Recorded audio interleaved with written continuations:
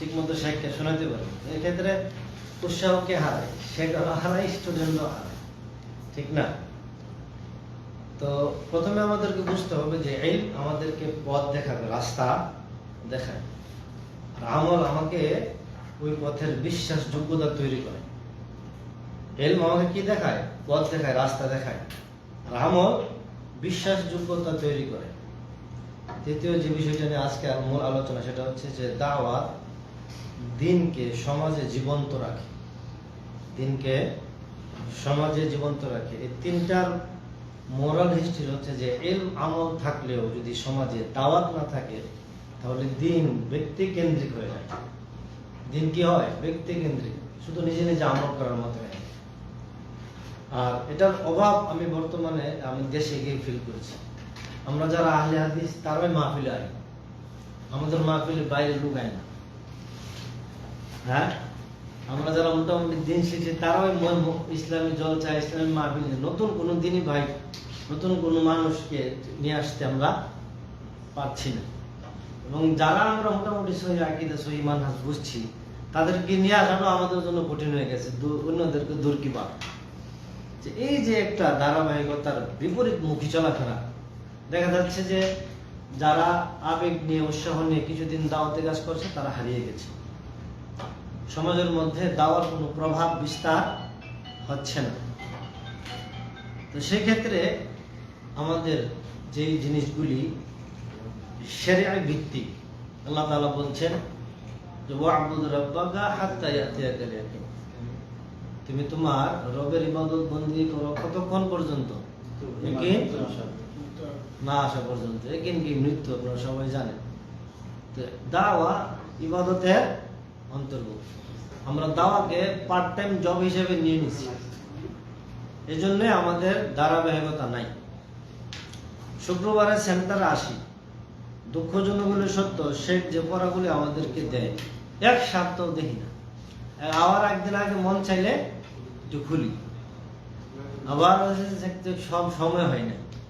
কেন সময় হয় নাই, আর কেনই আমরা এভাবে অলসতায় কাটাইছি? কারণ এটাকে আমরা ওই নামাজের মতো নেই নাই, এটাকে আমরা সিয়ামের মতো নেই নাই, ওইভাবে গুরুত্ব দিয়ে আমরা নেই নাই। না যা নেওয়ার কারণে আজকে আমাদের এই অলসতা। তো এটা তো বড় মুশকিল। দাওয়াতকে যদি ইবাদতই মনে করতাম, সালাতের মতো মনে করতাম, তাহলে অবশ্যই আমাদের শেখদের পড়া কিছু না কিছু হইলো টাচ হয়ে আসে। আল্লাহ তাআলার একটা আয়াতে বলছে, যা কিছু আছে তাতে তোমরা ধৈর্য ধরো। এবং নবী সাল্লাল্লাহু আলাইহি সাল্লাম হাদিসে আমলের একটা মূলনীতি বলছে, সেটা হচ্ছে যে আল্লাহর কাছে সবচেয়ে প্রিয় আমল হলো ওই আমল যে আমল নিয়মিত থাকে। আপনারা সকলে তো জানেন দাওয়াত দিতে হবে, কিন্তু নিয়মিত কেন আমরা করতে পারছি না? সপ্তাহে শুধু একদিন কেন? সপ্তাহে শুধু একদিন কেন? এই জিনিসটা মানে এবার আমি দেশে গিয়ে এত কষ্ট পেয়েছি, মানে কি বলবো, মানে ধৈর্য হারা হয় না, কিন্তু কষ্ট পেয়েছি যে মানুষ কেন এত বেখেয়াল, দুনিয়ার পিছনে এত ব্যস্ত। একবারে ছোট্ট একটা দুনিয়াবী কাজ হলেই দাওয়াতি মূল প্রোগ্রাম, আজকে আসতে পারবো না, সমস্যা। আমাদের বিশাল এক সম্মেলন হইল, আমাদের ফাউন্ডেশনের উচ্চ পর্যায়ের দায়িত্বশীল, উনি চলে গেছে শ্বশুর বাড়িতে, এজন্য আসেন। কি আমি আপনাদের কি দিয়ে বোঝাবো? আমি আপনাদের কি দিয়ে বোঝাবো যে দাওয়াতকে কি কি মনে করতেছি আমরা? এখন কথা হচ্ছে যে ধারাবাহিকতা নষ্ট হওয়ার মূল কারণগুলি আমাদেরকে খুঁজে বের করতে হবে। আর এই বিষয়গুলি আপনারা নোট করতে পারেন, আমি আপনাদেরকে বলবো। প্রথম কারণ হচ্ছে আমরা দাওয়াতি কাজ শুরুই করি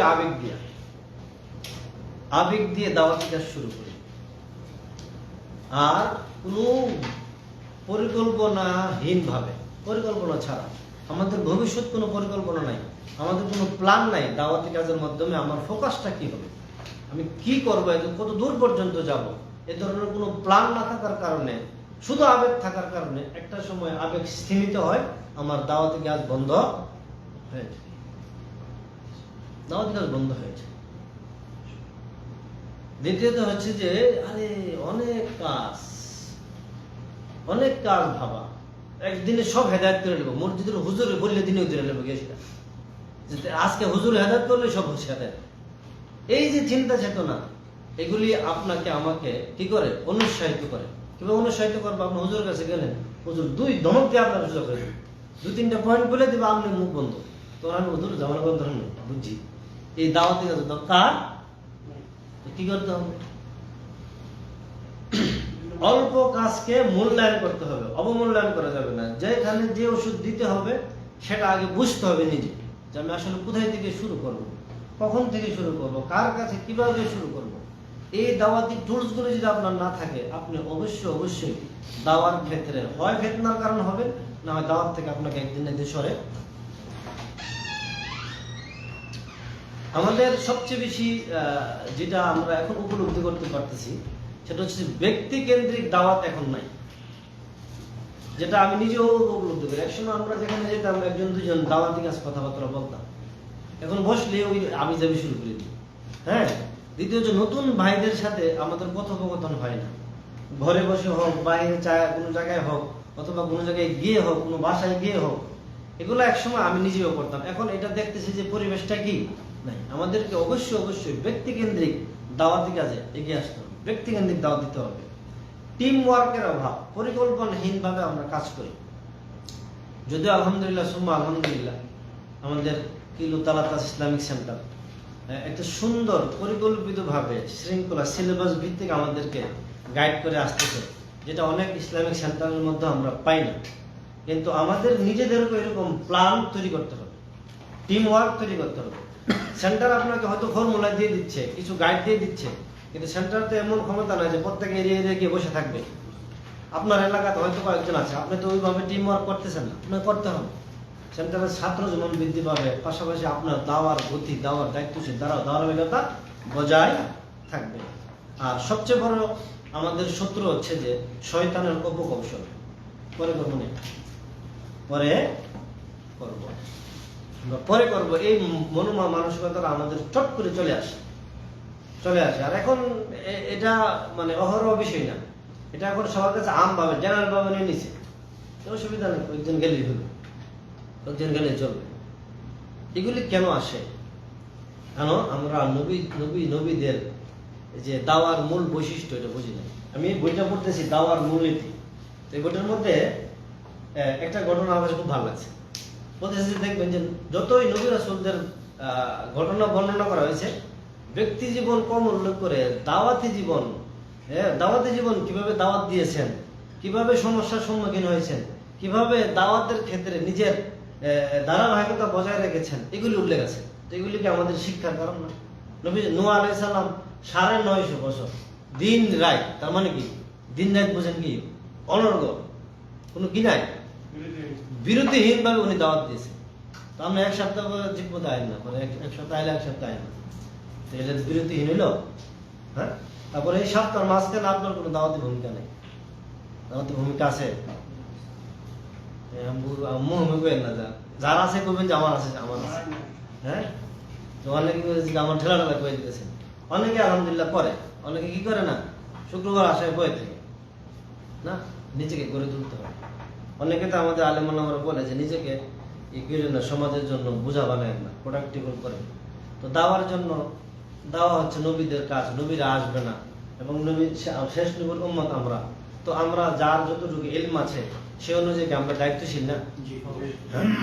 তো এই সে অনুযায়ী দায়িত্বশীল হলে আমার বাপ তো এখনো বিদাতি, আমার ভাই তো এখনো বিদাতি, আমার আত্মীয়-স্বজন তো এখনো বিদাতি। তো আমি কি করতেছি? দূরে গেলাম না, কাছে কথাই বলবো। আপনি রুমে বই দেন, নামাজ পড়েন, আপনি নামাজ পড়েন, আপনার দাওয়াত অ্যাক্টিভিটি করি।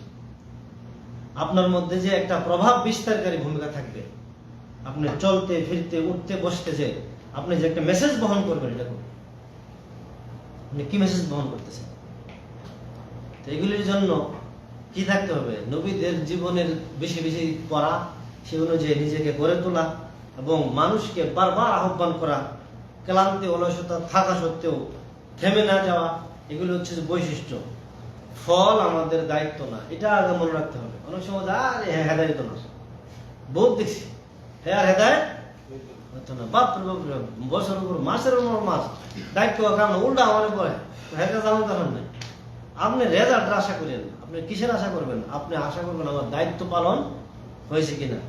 আপনি চেষ্টা চালিয়েও যা হচ্ছে আপনার দাওয়াতের দায়িত্ব পালন করা, এটা হচ্ছে আপনার দায়িত্ব। হেদায়েত মেদায়েত ফল আশা করা এগুলো পাবেন না। তবে এখানে একটা জিনিস মনে রাখবেন, আপনার ইখলাস, আপনার সততা, আপনার একনিষ্ঠতা, আপনার প্রচেষ্টা অবশ্যই আপনাকে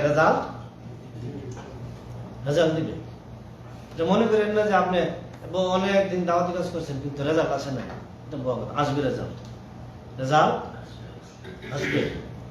বাস্তব কিছু নির্দেশনার মধ্যে হচ্ছে যে দাওয়াতি কাজে নির্দিষ্ট একটা সময় নির্ধারণ করবেন, যে এখানে এটা পারবেন, রুটিন করতে পারবেন ইনশাআল্লাহ। সাপ্তাহিক, মাসিক ছোট ছোট কিছু টার্গেট নেবেন যে আমি এইভাবে কিছু দাওয়াতি কাজ করব। কাজ কম হলেও নিজের মধ্যে কি রাখবেন, লিখিত আকারে রাখবেন। এটা আবার বড় ফলো আপ থাকা, যে আমার প্রতিদিনই চলছে। আমি ওই আমার বাসার টেবিলের উপরে রুটিন লাগিয়ে রাখছি একটা, যদিও ফলো করে না করে রুটিন আমি লাগাইছি। তা যখনই দেখি আগ্রহ, যখনই রুটিনটা দেখি আমার একটা কি জাগে আগ্রহ। আপনি এগুলোকে সেট করে রাখেন। তারপরে ইলম, আমল ও দাওয়াতকে একই রুটিনে নিয়ে আসা। হযরত নামাজ যে গুরুত্ব দিয়ে পড়েন, দাওয়াতকে গুরুত্বের সাথে নিবেন। জোহরের সালাত, আসরের সালাত যে গুরুত্ব নিয়ে পড়েন, গুরুত্ব না। আজকে এই শাবান মাস চলতেছে, অনেকে সিয়াম রাখতেছেন, গুরুত্ব নিয়ে করতেছেন না। দাওয়াতকে গুরুত্ব নিয়ে সাথে করেন। কাজ কম হোক কিন্তু সারা যাবে, এই মানসিকতা তৈরি করতে হবে। দাওয়াতি কাজ অল্প হোক কিন্তু সারা যাবে না, এই মানসিকতা তৈরি করলে তখন আপনার মধ্যে কি থাকবে, ওই যে এই আবেগ দায়িত্বের রূপ নিবে। দায়িত্ব আপনাকে ধারাবাহিকতা বজায় রাখার শক্তি। এরপরে অনেক বিষয় এখানে উল্লেখ আছে, সময় অনেক হয়তো সংক্ষিপ্ত। প্রশিক্ষণ যে এতক্ষণ যে কথাগুলি বললাম, এগুলি নিয়ে নিজে নিজে কখনো সেলফ আত্মসমালোচনা করবে। আসলে কি আমার দ্বারা নিয়মিত কাজ হচ্ছে, আমি কি নিয়মিত দাওয়াতি কাজে যুক্ত আছি, এটা নিজে নিজে প্রশ্ন করবেন।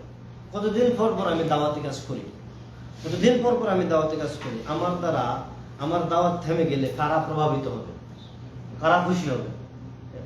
এমন হইতে পারে, দেখেন আমি আপনাকে বলি, এমন সময় কিছু সময় যে এক কথায় মানুষ হেদায়েত হয়, এটা মানেন না আপনারা?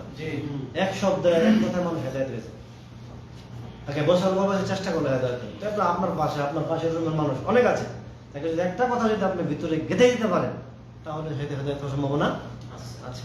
কিন্তু আপনি কিছুই বলেন নাই, হ্যাঁ, এমন হইতে পারে না যে আপনার অবহেলার কারণে একজন হেদায়েতের রাস্তা থেকে সরে গেল, হইতে পারে না? এগুলি নিয়ে নিজেকে নিজে চিন্তা করেন। মনে রাখবেন, আপনার দাওয়াত থেমে গেলে কারা প্রভাবিত হবে এই চিন্তা করবেন। আর সেটা হচ্ছে যে এখন থেকে আপনি নিজে তালকিন করেন যে আমি কি নিয়মিত ছোট ছোট কাজ হলো দাওয়াতি কাজ করার চেষ্টা করব কি, বা করতে পারি কি। পারবেন না? পারবেন না? আপনি সবাই পারবেন, সবাই পারবেন। সুতরাং নিজেকে আর ওই সাধারণ মানুষের লেভেলে নিয়ে যান। আপনি একজন দায়িত্বশীল, এটা মনে রাখবেন। সাধারণ মানুষের লেভেলে নিয়ে যান না, আসলে আদিম বড় দায়িত্ব আছে আপনাদের। এই যে এখানে সেন্টারে বসে দাস দিচ্ছেন, ফাজিল, কামেল, তামেল বাংলাদেশে বলে এসে আপনার সামনে দাঁড়াতে পারতাম। এটা আমাদের আনোয়ার ভাই সাক্ষী। আনোয়ার ভাই যে প্রশ্ন করে এরা বুঝুই না, ফাজিল ফাঁস কি কই, আরবি যে আলিয়া মাদ্রাসা ডিগ্রি ফাঁস করি, এগুলো বুঝেই না এরা প্রশ্ন। আলহামদুলিল্লাহ, এই যে নিয়ামত আল্লাহ দিচ্ছে, শুকরিয়া আদায়ের পাশাপাশি এগুলোর দায়িত্ব আপনার পালন করতে হবে না?